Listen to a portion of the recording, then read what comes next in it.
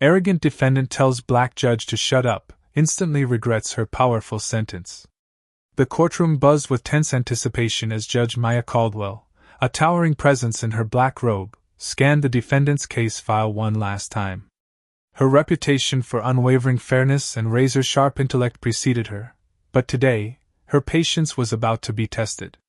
Across the room, the defendant, a smug young man named Eric Voss, lounged in his chair as though he were at a bar, not on trial for assault. "Let's get this over with," he muttered loud enough for everyone to hear, eliciting murmurs from the gallery. Judge Caldwell's sharp eyes locked onto him, her expression unreadable but her authority palpable. As she began to address the court, Eric interrupted her mid-sentence. "Oh, just shut up already," he barked, leaning back with a cocky smirk. The room fell silent, a collective gasp hanging in the air. Caldwell's hand paused midair, and for a moment, the only sound was the ticking of the courtroom's ancient clock. Then, her voice rang out, calm but unyielding, a storm brewing beneath her words. What followed would leave everyone in that courtroom, and Eric Voss himself, reeling, as Judge Caldwell delivered a sentence that not only silenced him but sent shockwaves through the justice system. Judge Maya Caldwell had carved her reputation through decades of tireless work and unshakable integrity. Born and raised in a working-class neighborhood, she had seen firsthand how systemic inequities tore communities apart. Her father, a factory worker with a sharp mind, and her mother, a school teacher with a compassionate heart, instilled in her a deep sense of justice and resilience. Those values carried her through law school, where she graduated at the top of her class despite juggling multiple part-time jobs. Now in her mid-40s, Caldwell was known for her poise under pressure and her unwavering commitment to fairness. Her courtroom was her domain, a place where no nonsense was tolerated, and justice was pursued with precision. Colleagues admired her intellect, but she could read people that set her apart. She could see past facades, recognizing arrogance, fear, or genuine remorse in an instant. Eric Voss, on the other hand, embodied entitlement. A 28-year-old trust fund heir, he had grown up shielded from the consequences of his actions. His wealth and family connections had bailed him out of more than one sticky situation. Charged with aggravated assault after an altercation at an upscale nightclub, Eric's demeanor in court reflected the same privilege that had insulated him his entire life. With his tailored suit and slick-back hair, he exuded a confidence that teetered on the edge of arrogance. To him, this trial was just another inconvenience, a minor detour in his otherwise untroubled life. The case had attracted attention, not only because of the brutality of the assault but because Eric had managed to avoid meaningful consequences in the past. Judge Caldwell had reviewed his extensive history of misdemeanors and dismissals, each one more troubling than the last. It was clear to her that Eric had never been held accountable. This wasn't just about the law, it was about breaking a cycle of impunity. On the day of the trial, the courtroom reflected the clash of two worlds. On one side sat Eric's high-priced legal team, their tailored suits as sharp as their arguments. On the other side were the victim's family and supporters, a diverse group of individuals who had come seeking justice. Judge Caldwell's steady gaze swept over the room, absorbing every detail. This wasn't just a case to her, it was an opportunity to restore balance in a system that often tipped in favor of people like Eric Voss. Behind the bench, Caldwell's inner resolve hardened. She knew this trial would test her in unexpected ways. But as she adjusted her glasses and prepared to call the court to order, one thing was certain: she was ready to face whatever challenges lay ahead. The courtroom brimmed with quiet tension as Judge Maya Caldwell signaled for the proceedings to begin. The bailiff's voice rang out, commanding all to rise, and Eric Voss's smirk grew wider. He'd been in courtrooms before, but none had managed to leave a lasting impression. Today, he expected more of the same: a slap on the wrist, a fine he could pay without blinking, and a lecture he could ignore. He glanced at his high-powered attorney, who gave him a reassuring nod. This is a formality, Eric thought to himself. I'll be out of here before lunch. As the trial opened, the prosecution's attorney, a composed woman named Rachel Flores, stepped forward. Her tone was sharp and methodical as she began to outline the case against Eric. She described, in chilling detail, the events of that night at the nightclub, how Eric had flown into a rage over a spilled drink, how he'd shoved the victim to the ground, and how his repeated punches had landed the young man in intensive care. Judge Caldwell listened intently, her hands folded neatly on the bench. She studied Eric out of the corner of her eye, noting his restless shifting and exaggerated yawns.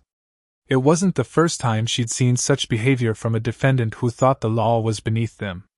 When Rachel presented photos of the victim's injuries, the mood in the courtroom shifted. Gasps rippled through the gallery, and even members of Eric's legal team exchanged uneasy glances. But Eric? He leaned back in his chair, expression neutral as if the images were nothing more than slides in a boring presentation. Your Honor, Rachel concluded, her voice steady but impassioned.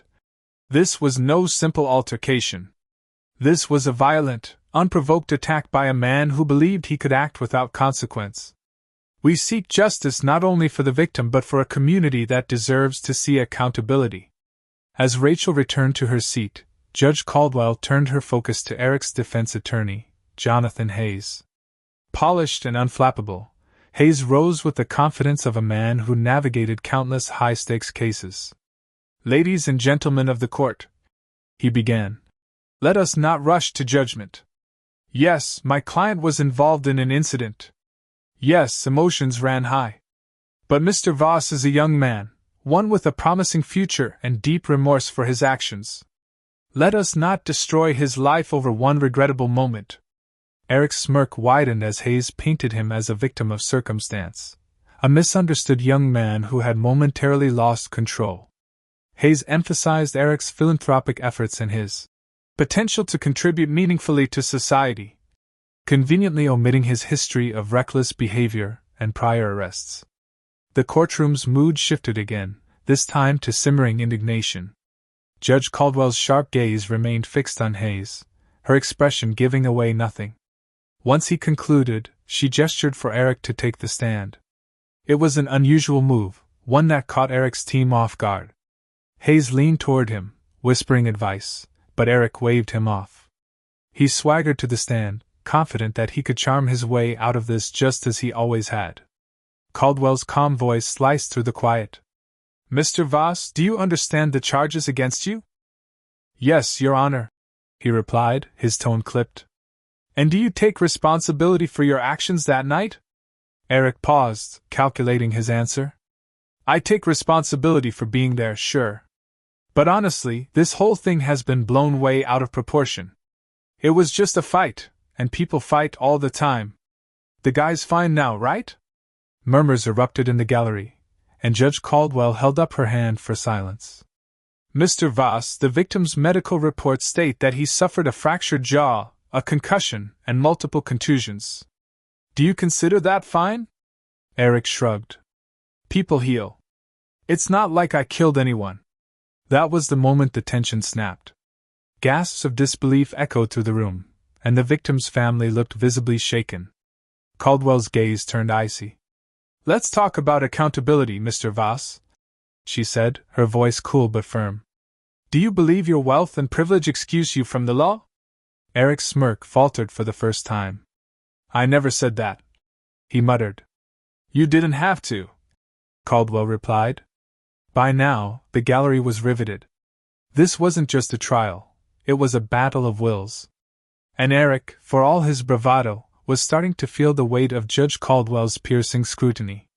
Hayes, sensing the shift, attempted to interject. Your Honor, with all due respect, I believe my client has made his position clear. Caldwell raised a hand to silence him. Mr. Hayes, your client's position is exactly what I'm trying to understand. And so far, it's unclear whether he feels remorse for his actions or merely for the inconvenience of this trial. Eric's confidence wavered, but he managed to keep his composure. Look, I'm sorry, okay? I'm sorry it happened. But I'm not a bad guy. Judge Caldwell leaned forward, her tone measured but heavy with meaning.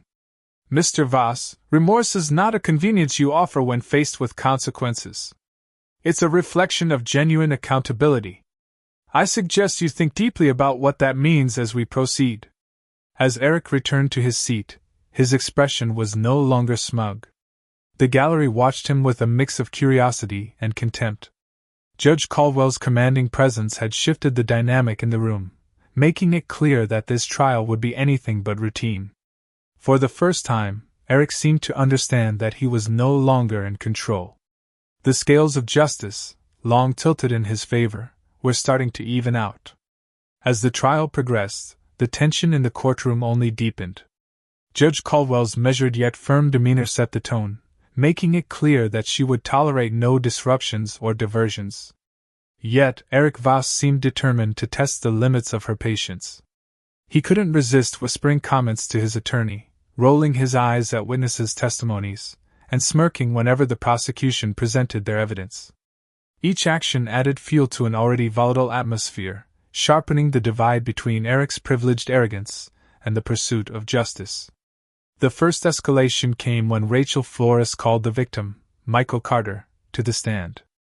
Michael's injuries were still visible. His jaw was wired shut, and his left eye bore the faint yellowing of a bruise. The gallery fell silent as he described the attack, his words halting but filled with pain. He recounted how Eric had laughed as he threw the first punch, how he tried to shield himself to no avail, and how the blows kept coming even after he'd fallen to the ground. "I thought I was going to die," Michael said, his voice trembling. "And the worst part? He didn't stop until his friends pulled him away. Not because he realized what he was doing, but because they got scared." Eric's attorney objected, claiming that Michael's statement was speculative, but Judge Caldwell overruled him. She turned to Eric, her gaze as sharp as a blade. "Mr. Voss, do you have anything to say in response to Mr. Carter's testimony?" Eric hesitated, caught off guard by the direct question. "I mean, yeah, I feel bad. But I didn't mean to hurt him that bad. People make mistakes." The murmurs in the gallery grew louder, and Judge Caldwell had to call for order. "Mistakes don't leave people hospitalized, Mr. Voss. You're not describing a lapse in judgment, you're describing a pattern of violence." Rachel Flores pressed further, bringing in witness after witness. Bartenders, club patrons, and even one of Eric's friends testified to his explosive temper and reckless behavior. One witness, a young woman who had been standing near the incident, described the sheer fear she felt watching Eric unleash his fury. "He was out of control," she said, her voice shaky. "And he didn't care who saw. It was like he thought he was untouchable." By the end of the third day of testimony, Eric's smug confidence had begun to erode.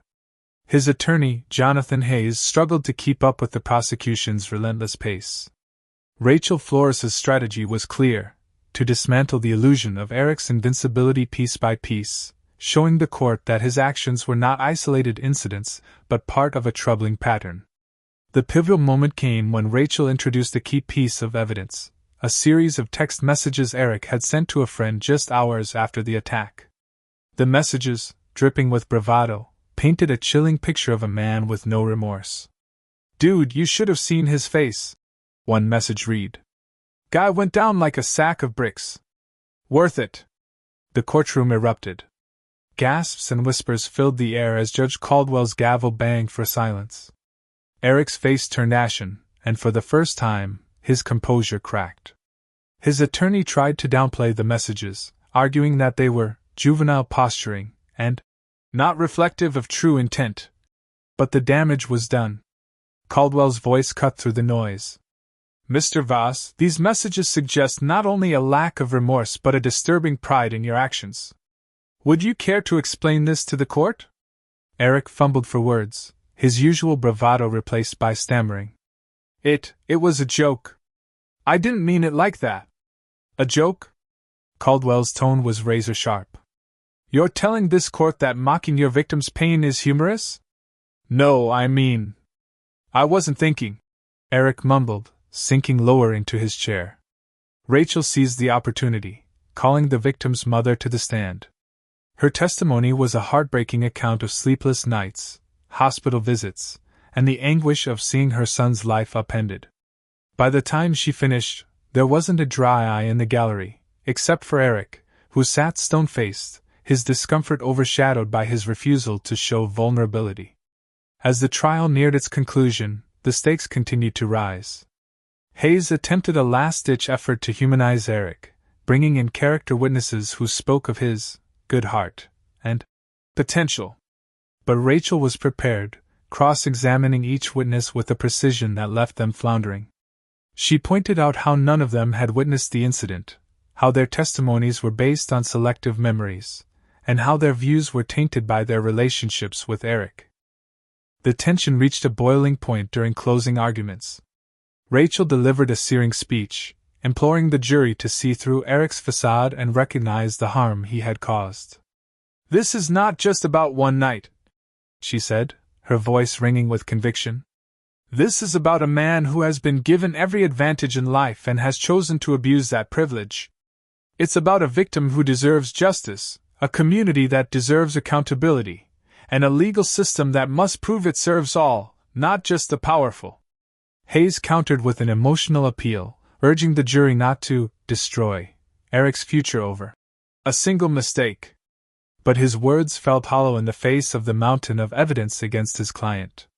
By the time the jury was sent to deliberate, the courtroom was a cauldron of anticipation.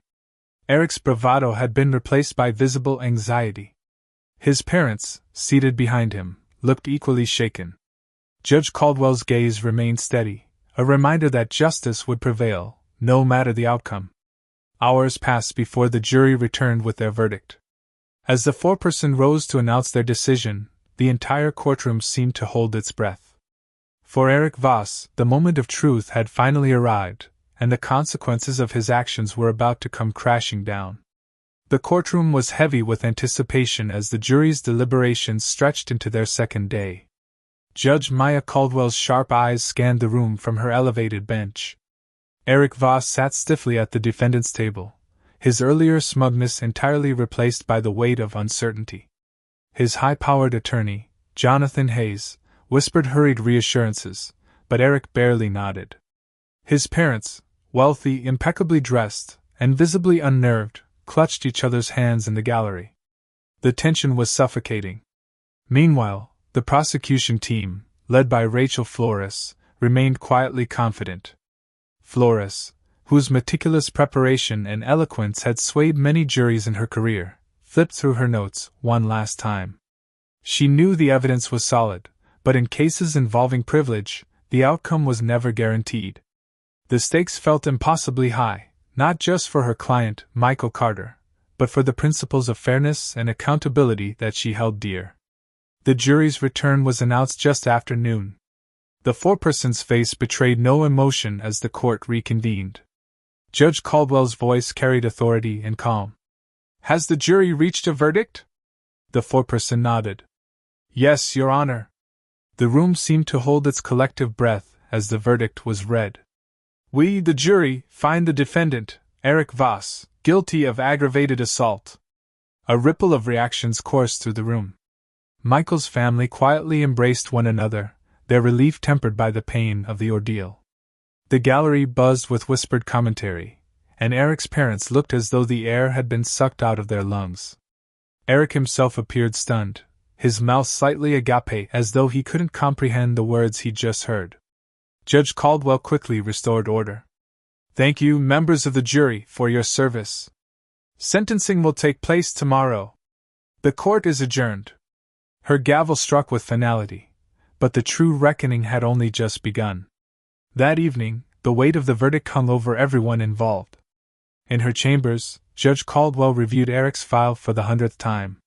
His history was a litany of offenses, DUIs, public disturbances, even prior accusations of assault, all of which had been swept under the rug by his family's wealth and influence.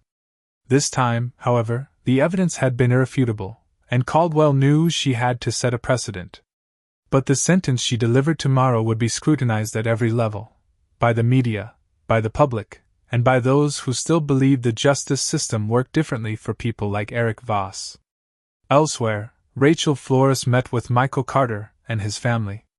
The verdict had been a victory, but Michael's recovery was far from over. "This doesn't erase what happened," Michael said, his voice muffled by the wires in his jaw. "But it helps. It helps." Rachel placed a reassuring hand on his mother's shoulder. "Tomorrow's sentencing will be just as important," she said. "We'll be asking for the maximum penalty. He needs to understand that his actions have consequences." Meanwhile, Eric spent the night in a holding cell, his first taste of confinement. The sterile walls and thin mattress offered none of the comforts he was used to, and the murmurs of other inmates were a constant reminder of how far he'd fallen. For the first time in his life, Eric felt powerless. Hayes had assured him they'd file an appeal, but the prospect of prison loomed large, gnawing at his nerves. The sentencing hearing the next morning was packed. Reporters filled the back rows, their cameras poised to capture every reaction. The case had drawn national attention, becoming a flashpoint for debates about privilege, accountability, and justice. Judge Caldwell entered the courtroom with her usual composure, though the gravity of the day was evident in her demeanor. She began by addressing the court. "Today, we will determine an appropriate sentence for Mr. Voss, who has been found guilty of aggravated assault. This court has considered the evidence, the testimonies, and the broader implications of this case." The prosecution made their case for a harsh sentence. "Your Honor," Rachel Flores said, standing with quiet authority, "this is not an isolated incident. Mr. Voss has a history of violent and reckless behavior, and until now, he has faced no meaningful consequences. This is an opportunity to send a message that no one is above the law, and that justice applies equally to all." Hayes countered with a plea for leniency. "Your Honor, my client is a young man with his whole life ahead of him. Yes, he made a mistake, but he's shown remorse. A lengthy sentence would destroy his future. I urge the court to consider probation and rehabilitation over incarceration." Judge Caldwell listened intently, her face betraying no emotion. When the arguments concluded, she called for a brief recess to finalize her decision. The courtroom buzzed with speculation during the break, but when Caldwell returned, the atmosphere grew hushed. Her words were deliberate, each one landing with precision. "Mr. Voss, your actions have caused irreparable harm. This court acknowledges your privilege and the systemic failures that have allowed you to evade accountability in the past. But today that ends." She sentenced Eric to 5 years in prison, with the possibility of parole after 3. The courtroom erupted. Michael's family wept tears of relief, while Eric's parents gasped audibly. Eric himself slumped in his chair, the weight of the sentence hitting him like a physical blow. Judge Caldwell wasn't finished. "In addition to your prison sentence, you will complete 1,000 hours of community service, focusing on victims of violence. I hope that this experience will teach you empathy and the value of accountability." As the bailiff escorted Eric out of the courtroom, the cameras followed, capturing the moment that marked the end of his unchecked entitlement. For Judge Caldwell, it was a step toward restoring faith in a justice system too often skewed by power and privilege. For Michael Carter, it was a chance to begin healing, knowing his pain had not been ignored. Outside the courthouse, reporters swarmed Rachel Flores for comments. "This verdict sends a clear message," she said firmly. "Justice is not a commodity to be bought. It's a principle that must apply equally to everyone, regardless of their wealth or status." As the crowd dispersed, Judge Caldwell stood alone in her chambers, looking out the window at the bustling city below. Today had been a victory, but she knew the fight for true justice was ongoing. With cases like this, she hoped to tip the scales, one ruling at a time. The courtroom was a storm of speculation as the sentencing approached. Eric Voss, once the picture of untouchable privilege, had become a symbol of accountability long overdue. Judge Maya Caldwell, aware of the public's heightened interest in the case, spent hours in her chambers meticulously reviewing the sentencing guidelines and precedents. She understood the weight of her decision. It wasn't just about one man. It was about what her ruling would signify for a justice system so often criticized for its unequal scales. Eric's defense team, led by Jonathan Hayes, scrambled to mount a final appeal to leniency. In a meeting the night before sentencing, Hayes's frustration boiled over. "Eric, you need to show contrition, real contrition. The judge needs to see that you understand the gravity of what you did." Eric leaned back in his chair, the veneer of cockiness still lingering despite his fraying confidence. "What do you want me to do? Cry on cue?" "I'm serious," Hayes snapped. "Judge Caldwell's no nonsense. If she thinks you're just playing the system, she'll bury you. Do you want to spend years in prison?" Eric's smirk faltered. For the first time, he seemed to grasp the precariousness of his situation. "Fine," he muttered. "I'll say what she wants to hear." The morning of the sentencing, the courtroom was filled. Reporters jostled for position in the back rows, and the gallery was packed with a mix of supporters from both sides. Michael Carter's family sat near the front, their faces a mixture of anticipation and exhaustion. Rachel Flores, poised and focused, reviewed her notes one last time. This was the moment her tireless preparation had led to, and she was determined to see justice served. Eric entered the courtroom flanked by his attorneys, his usually impeccable suit slightly rumpled. For the first time, he looked nervous. His parents trailed behind him, their expressions etched with desperation. As he took his seat, his eyes flicked to Judge Caldwell, whose composed face gave nothing away. The hearing began with Rachel Flores presenting her final remarks. "Your Honor," she began, her voice steady, "we've seen overwhelming evidence that the defendant's actions were not only violent but entirely devoid of remorse. This case is about more than one assault. It's about a pattern of behavior that has gone unchecked for far too long. A lenient sentence would send a message that wealth and privilege can shield someone from accountability. We ask this court to impose a sentence that reflects the severity of the crime and the harm caused." As she returned to her seat, the tension in the room thickened. Jonathan Hayes rose, adopting a tone of earnestness as he addressed the court. "Your Honor, my client is not beyond redemption. Yes, he made a terrible mistake, but he's a young man who has the potential to learn from this and become a better person. We ask the court to consider probation and mandatory counseling as a way to rehabilitate rather than destroy his future."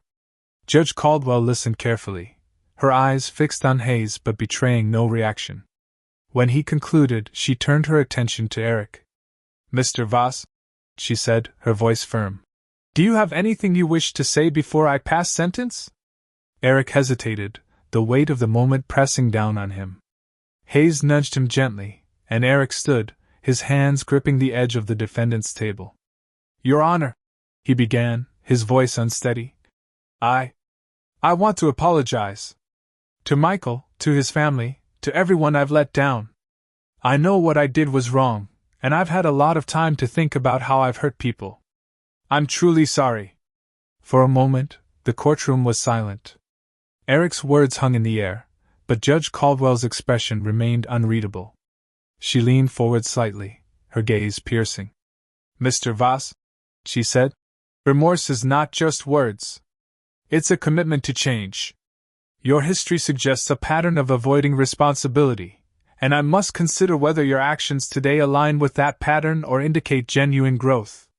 Eric swallowed hard and sat back down, his earlier confidence now replaced by visible apprehension. Hayes whispered something to him, but Eric's attention was fixed on the judge. Judge Caldwell's voice carried authority as she began to speak. "This court has heard extensive arguments from both sides. I've reviewed the evidence, the testimonies, and the statements made here today. My responsibility is not only to hold the defendant accountable but to ensure that justice is served in a way that upholds the principles of fairness and equity." She paused, letting her words settle over the room. The actions of Mr. Voss were not only reckless but indicative of a broader issue, the belief that wealth and privilege place one above the law. This belief undermines the very foundation of our justice system, which must apply equally to all. The gallery was utterly silent, every eye fixed on Judge Caldwell as she prepared to deliver her sentence. Eric's parents clutched each other's hands, their faces pale with dread. Michael Carter's family sat tense but hopeful, their ordeal nearing its conclusion. Judge Caldwell's voice did not waver as she continued. "Today's ruling is not about vengeance but about accountability. It is about ensuring that actions have consequences and that no one, regardless of their status, is above the law." She glanced down at her notes briefly before looking directly at Eric. Mr. Voss, the sentence I impose will reflect the severity of your actions and the need for rehabilitation. But most importantly, it will serve as a reminder that justice applies to all. The tension in the room reached its peak as Judge Caldwell prepared to deliver the final verdict. For Eric, the moment of reckoning was at hand, and for everyone else in the courtroom, the decision would be a defining moment in their pursuit of justice. The courtroom was silent, every person hanging on Judge Maya Caldwell's next words. Eric Voss sat at the defense table, his once confident posture now slumped, his hands clasped tightly in his lap. His parents' faces were pale, their worry etched into every line. Across the aisle, Michael Carter's family sat tense but resolute, their presence a reminder of the pain Eric's actions had caused.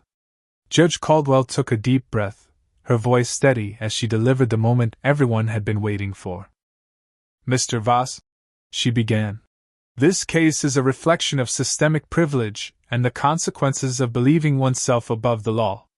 Your actions on the night in question were not only violent but reckless, showing a complete disregard for another human being's life and well-being.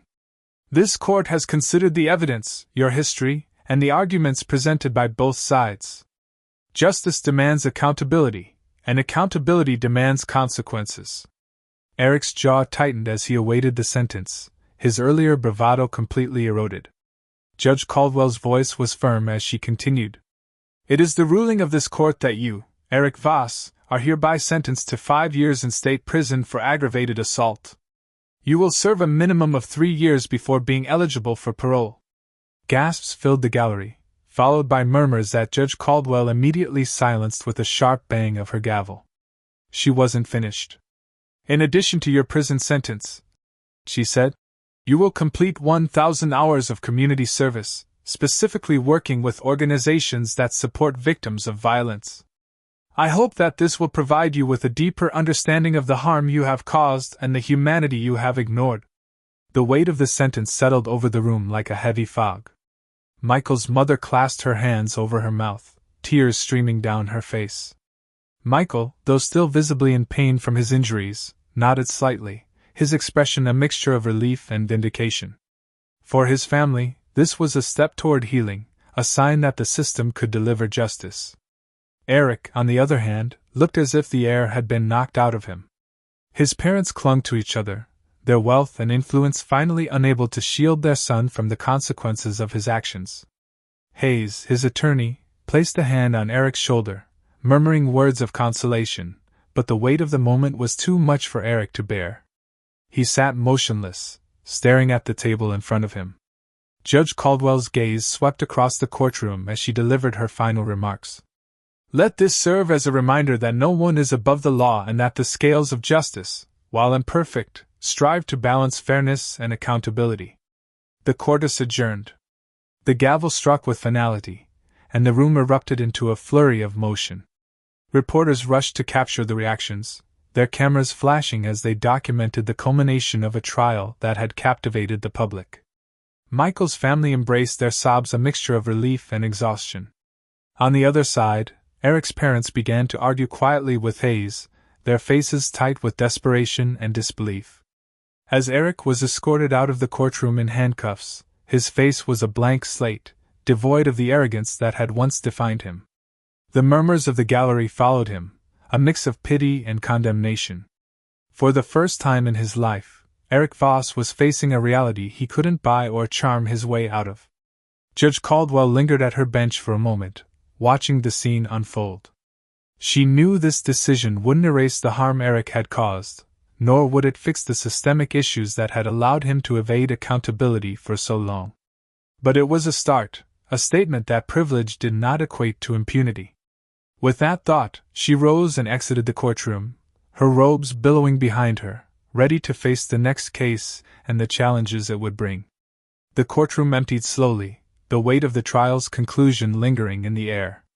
Michael Carter and his family remained seated for a moment, gathering their emotions as reporters swarmed the hallway outside. Michael's mother hugged him tightly, her tears a mix of joy and sorrow. "It's over," she whispered, her voice trembling. "We can finally move forward." For Michael, the verdict and sentence brought a sense of closure. The physical pain from his injuries would take more time to heal, but knowing that justice had been served gave him the strength to look ahead. As they exited the courthouse together, a crowd of supporters greeted them, cheering and holding signs of solidarity. Michael offered a small, grateful wave, his expression humble. Meanwhile, Eric Voss's departure from the courthouse was far less triumphant. Flanked by officers, he was led to a waiting transport vehicle. The once arrogant man who had dismissed the severity of his actions now seemed diminished, his shoulders hunched and his gaze fixed on the ground. His parents followed close behind, their attempts to avoid the cameras futile. For the Voss family, the trial's outcome was a harsh reckoning, exposing the limits of privilege and the consequences of unchecked entitlement. Inside her chambers, Judge Maya Caldwell sat quietly, reflecting on the case. She knew the verdict and sentence would spark debates and polarizing opinions.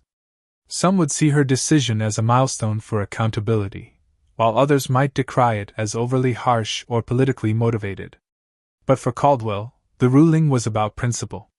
It was a stand against the inequities she had witnessed throughout her career, a step toward restoring faith in a justice system too often swayed by power and money. Rachel Flores left the courthouse with a sense of fulfillment.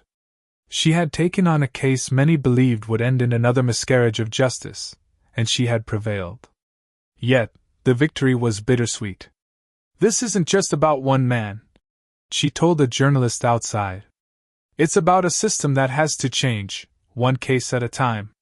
Today was a step in the right direction, but the work is far from over."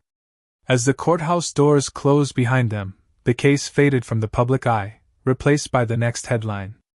But for those involved, the impact would linger. Michael Carter's family found strength in the verdict, using their experience to advocate for other victims of violence.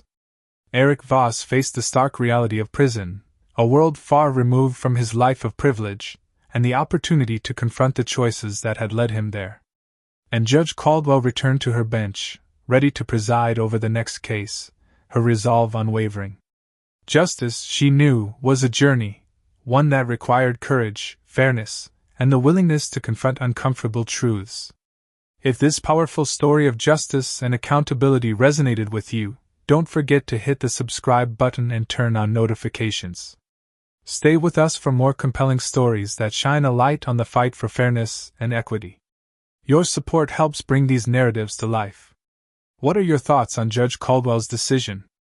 Was justice served? Share your perspective in the comments below, and let's discuss how we can continue to challenge privilege and fight for equality in our justice system. Did you catch all the key moments leading to Eric Voss's sentence?